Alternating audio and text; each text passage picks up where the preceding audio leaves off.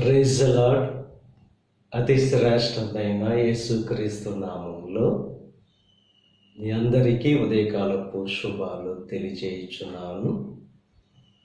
ఈరోజు దేవుడు మనకు అనుగ్రహిస్తున్న అతి శ్రేష్టమైన వాగ్దానము యెహెజ్కేలు 36వ అధ్యాయము 11వ వచనాన్ని చదువుకుందాము.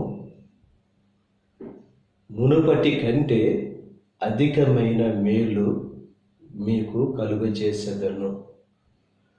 మునుపటి కంటే దేవుడు అధికమైన మేలు కలుగు చేస్తానని చెప్పి వాగ్దానం చేస్తున్నారు.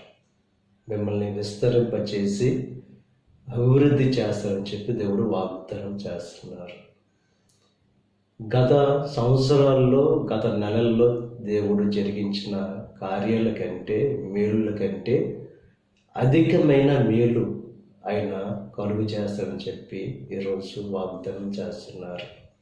అడుగు వాటి కంటేను, ఊహించు వాటి కంటేను అత్యధికముగా చేయగలిగిన శక్తి కలిగిన దేవుడు మన దేవుడు.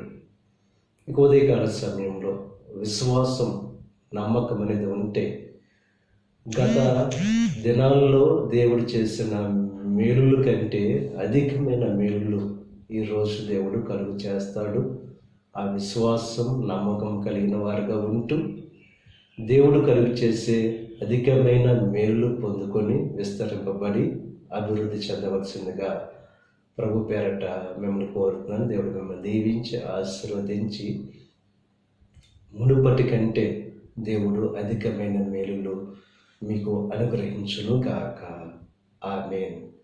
ప్రార్థన చేసుకుందాం. పరిశుద్ధుడా, మహోన్నతుడా, కృప కలిగిన దేవ, ఈ ఉదయకాల సమయంలో అనుగ్రహించిన అతి శ్రేష్టమైన వాగ్దానాన్ని బట్టి నీకు స్తుతులు చెల్లిస్తున్నాం దేవ.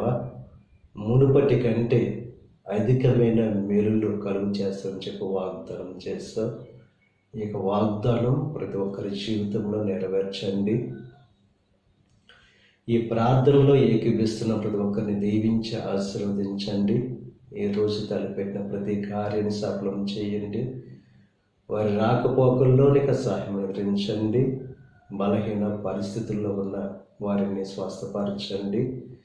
ఈ దిన ఆశీర్వాదాలు ప్రతి ఒక్కరి మీద మెండుగా కురమరింపచేసి నీ దీవులతో నింపి నడిపించమని యేసుక్రీస్తు నామం పేరట వేడుకొనుచున్నాం తండ్రి.